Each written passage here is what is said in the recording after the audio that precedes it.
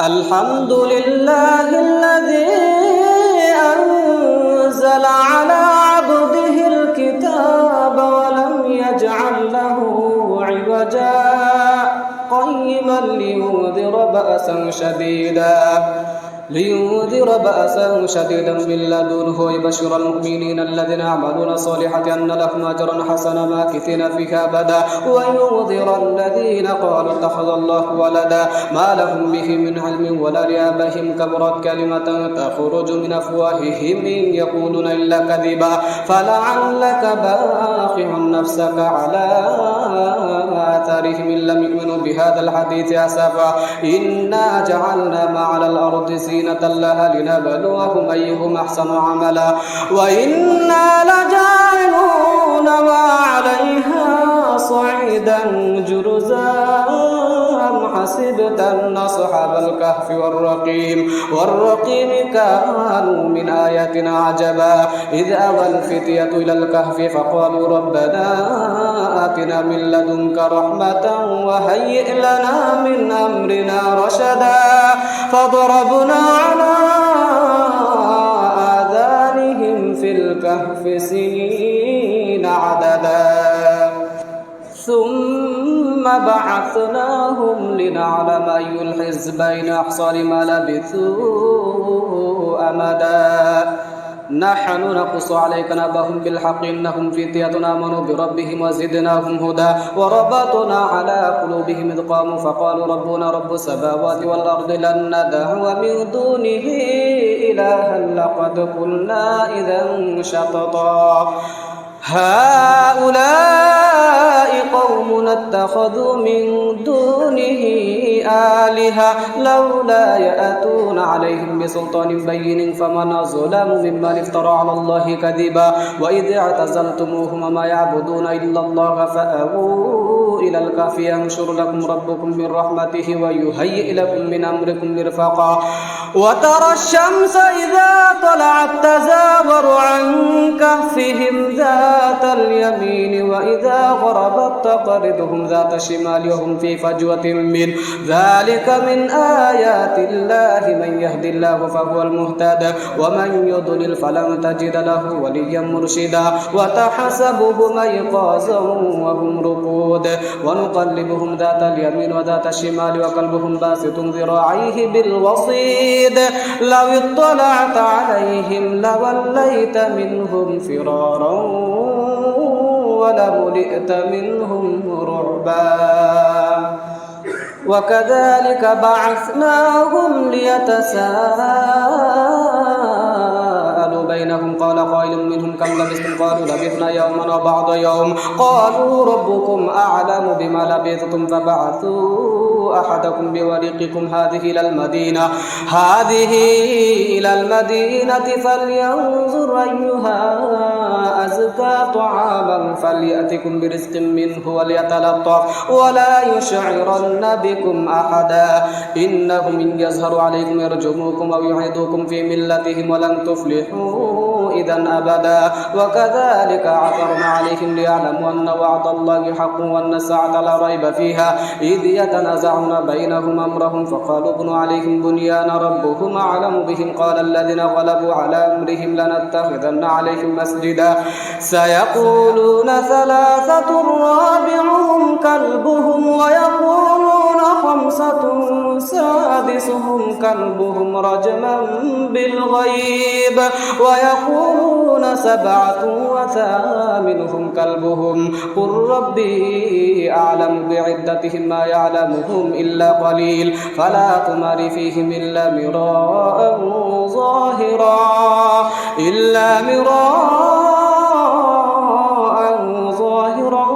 ولا تستفت فيهم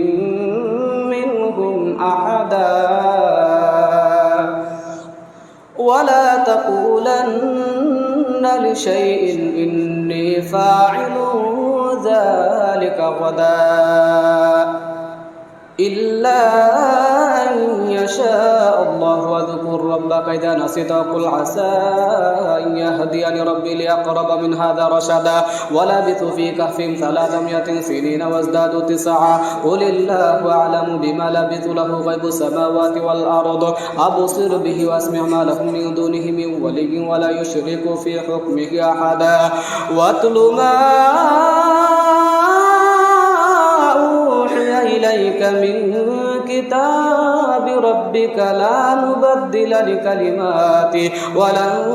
تجد من دونه ملتحدا واصبر نفسك مع الذين يدعون ربهم بالغداة والعشي يريدون وجهه ولا تعد عيناك عنهم تريد زينة الحياة الدنيا ولا تطع من أغفلنا قلبه عن ذكرنا واتبع هواه وكان أمره فرطا وقل الحق من ربكم فمن شاء فليؤمن ومن شاء فليكفر إنا أعتدنا للظالمين نارا أحاط بهم سرادقها وإن يستغيثوا يغاثوا بماء كالمهل يشوي الوجوه بئس الشراب وساءت مرتفقا إن الذين آمنوا وعملوا الصالحات إنا لا نضيع أجر من أحسن عملا أولئك لهم جنات عدن تجري من تحتهم الأنهار يحلون فيها من أساور من ذهب ويلبسون ثيابا خضرا من سندس واستبرق متكئين فيها على الأرائك نعم الثواب وحسنت مرتفقا واضرب لهم مثل الرجلين جعلنا لأحدهما جنتين من أعناب وحففناهما بنخل وجعلنا بينهما زرعا كلتا الجنتين آتت أكلها ولم تظلم منه شيئا وفجرنا خلالهما نهرا وكان له ثمر فقال لصاحبه وهو يحاوره أنا أكثر منك مالا وأعز نفرا ودخل جنته وهو ظالم لنفسه قال ما أظن أن تبيد هذه أبدا وما أظن الساعة قائمة ولئن رددت إلى ربي لأجدن خيرا منها منقلبا قال له صاحبه وهو يحاوره أكفرت بالذي خلقك من تراب ثم من نطفة ثم سواك رجلا لكنه الله ربي ولا أشرك بربي أحدا ولولا إذ دخلت جنتك قلت ما شاء الله لا قوة إلا بالله إن ترني أنا أقل منك مالا وولدا فعسى ربي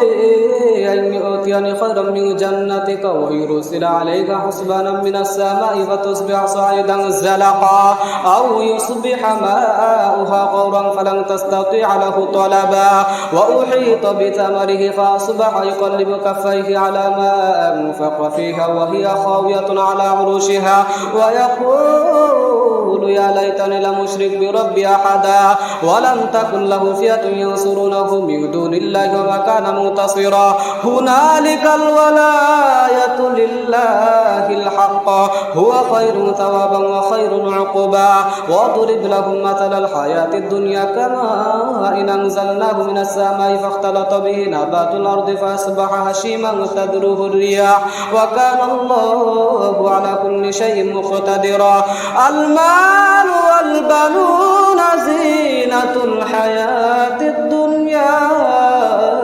والباقيات الصالحات خير عند ربك ثوابا وخير أملا ويوم نسير الجبال وترى الأرض بارزة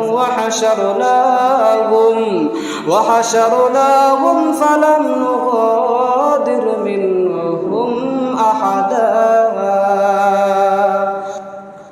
وعرضوا على ربك ربك صفا لقد جئتمونا كما خلقناكم أول مرة بل زعمتم أن لن نجعل لكم موعدا ووضع الكتاب فترى المجرمين مشفقين مما فيه ويقولون يا ويلتنا ما لهذا الكتاب لا يغادر صغيرة ولا كبيرة إلا أحصاها ووجدوا ما عملوا حاضرا ولا يظلم ربك أحدا وإذ قلنا للملائكة اسجدوا لآدم فسجدوا إلا إبليس كان من الجن ففسق عن أمر ربه فتتخذونه وذريته أولياء من دونهم لكم عدو بئس للظالمين بدلا ما أشهدتم خلق السماوات والأرض ولا خلق أنفسهم وما كنتم متخذ المضلين عضدا ويوم يقول نادوا شركائي الذين زعمتم فدعوهم فلم يستجيبوا لهم وجعلنا بينهم موبقا ورأى المجرمون النار فظنوا أنهم مواقعوها ولم يجدوا عنها مصرفا ولقد صرفنا في هذا القرآن للناس من كل مثل وكان الإنسان أكثر شيء جدلا وما منع الناس أن يؤمنوا إذ جاءهم الهدى يستغفروا ربهم إلا أن تأتيهم سنة الأولين أو يأتيهم العذاب قبلا وما نرسل المرسلين إلا مبشرين ومنذرين ويجادل الذين كفروا بالباطل ليدحضوا به الحق فأخذتم فكيف كان عقاب واتخذوا آياتي وما أنذروا هزوا ومن أظلم ممن ذكر بآيات ربه فأعرض عنها ونسي ما قدمت يداه إنا جعلنا على قلوبهم أكنة أن يفقهوه وفي آذانهم وقرا وإن تدعوهم إلى الهدى فلن يهتدوا إذا أبدا وربك الغفور ذو الرحمة لو يؤاخذهم بما كسبوا لعجل لهم العذاب بل لهم موعد لن يجدوا من دونه موئلا وتلك القرى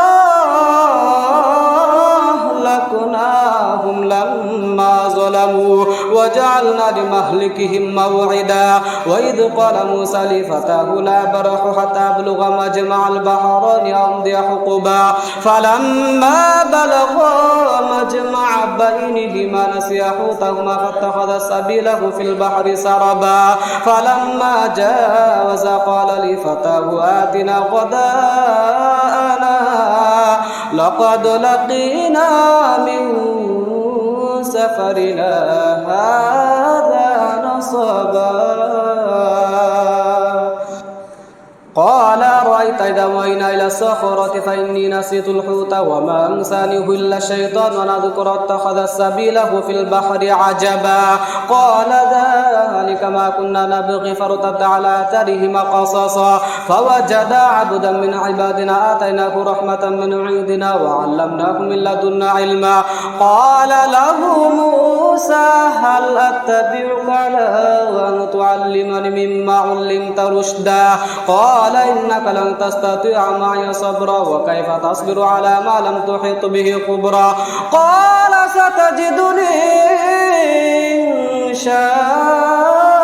الله صابرا ولا أعصي لك أمرا قال فإن اتبعتني فلا تسألني عن شيء حتى أحدث لك منه ذكرا فانطلقا حتى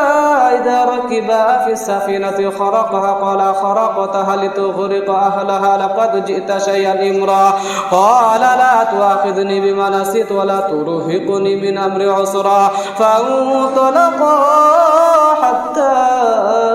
إذا لقيا غلاما فقتله قال قتلت نفسا زكية بغير نفس لقد جئت شيئا نكرا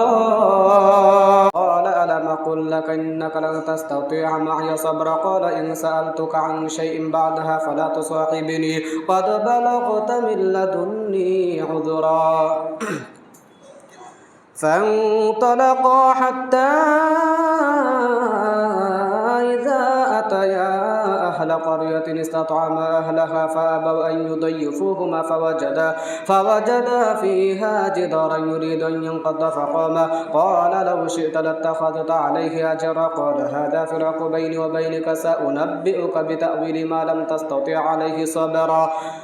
أما السفينة فكانت لمساكين يعملون في البحر فأردت أن أعيبها وكان وراءهم ملك يأخذ كل سفينة غصبا وأما الغلام فكان أبواه مؤمنين فخشينا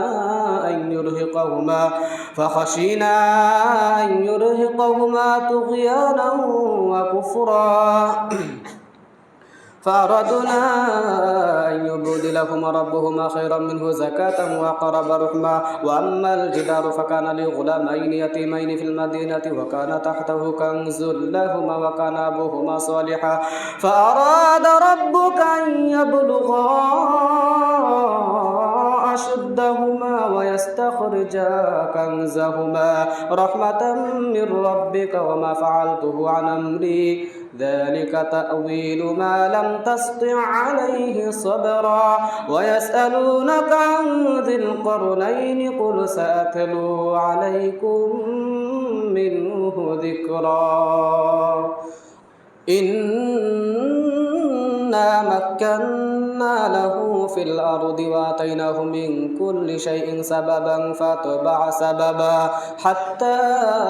إذا بلغ مغرب الشمس وجدها تغرب في عين حامية ووجد عندها قوما قلنا يا ذا القرنين إما أن تعذب وإما أن تتخذ فيهم حسنا قال أما من ظلم فسوف نعذبه ثم يرد إلى ربه فيعذبه عذابا نكرا وأما من آمن وعمل صالحا فله جزاء الحسنى وسنقول له من أمرنا يسرا ثم تبع سببا حتى إذا بلغ مطلع الشمس وجدها تطلع على قوم لم نجعل لهم من دونها سترا كذلك وقد أحاطنا بما لديه خبرا ثم تبع سببا حتى إذا بلغ بين السدين وجد من دونهما قوما لا يكادون يفقهون قولا قلنا يا ذا القرن إن يأجوج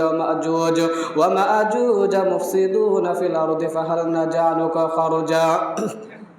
فهل نجعل لك خرجا على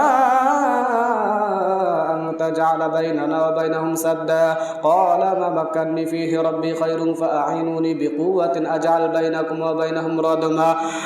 آتوني زبر الحديد حتى إذا ساوى بين الصدفين قال انفخوا حتى إذا جعله نارا قال آتوني أفرغ عليه قطرا فما استطاعوا أن يظهروه وما استطاعوا له نقبا قال هذا رحمة من ربي فإذا جاء وعد ربي جعله دكا وكان وعد ربي حقا وتركنا بعضهم يومئذ يموج في بعض ونفخ في الصور فجمعناهم جمعا وعرضنا جهنم يومئذ للكافرين عرضا الذين كانت أعينهم في غطاء عن ذكري وكانوا لا يستطيعون سمعا أفحسب الذين كفروا أن يتخذوا عبادي من دوني أولياء إنا أعتدنا جهنم للكافرين نزلا قل هل ننبئكم بالأخسرين أعمالا الذين ضل سعيهم في الحياة الدنيا وهم يحسبون أنهم يحسنون صنعا أولئك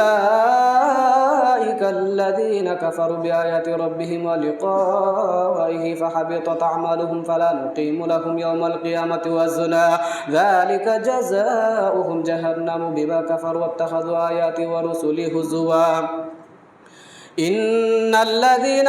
آمنوا وعملوا الصالحات كانت لهم جنات الفردوس الفردوس نزلا خالدين فيها لا يبغون عنها حولا قل لو كان البحر مدادا لكلمات ربي لنفد البحر قبل أن تنفد كلمات ربي ولو جئنا بمثله مددا قل إنما